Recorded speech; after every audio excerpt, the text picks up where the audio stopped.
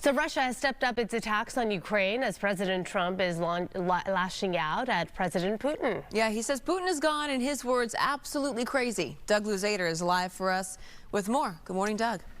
Good morning, and the president is facing more pressure here at home to take a tougher line on Russia.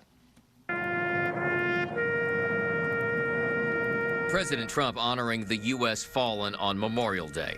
But through the weekend, reports of new, brutal Russian attacks on Ukraine grabbed his attention. I don't know what the hell happened to Putin. In his most direct language to date, Trump went after Putin on social media as well, warning that if the war doesn't stop, it will lead to the downfall of Russia. Always gotten along with him, but he's sending rockets into cities and killing people, and I don't like it at all, okay?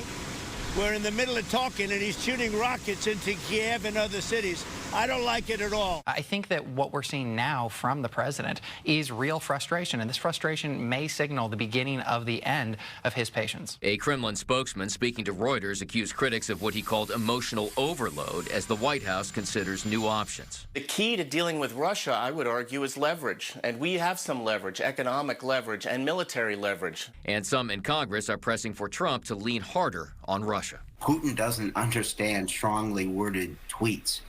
He understands action.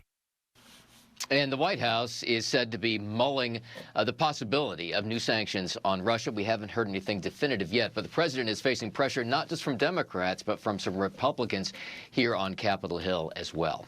Jen and Araxia. It's also a bit of a reality check for the administration, right? It's a very complicated issue, especially when it comes to dealing with Zelensky. You're talking about two big egos here.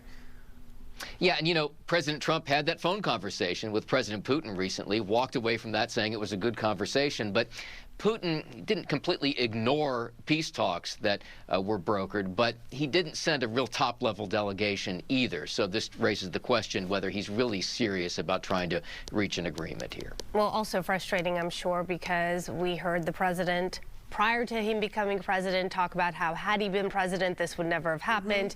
And when he became president, this would have come to an end and resolved day one, I believe, was what he said of his administration. So obviously, the reality of that is very different. Yeah, I mean, listen, the first claim you could never prove or disprove whether it would have happened when he was president. But he did commit to trying to end this war almost immediately after taking office, and it just has not worked out that way. No. Not looking good. All right, Doug, thank you. Good to see you, though.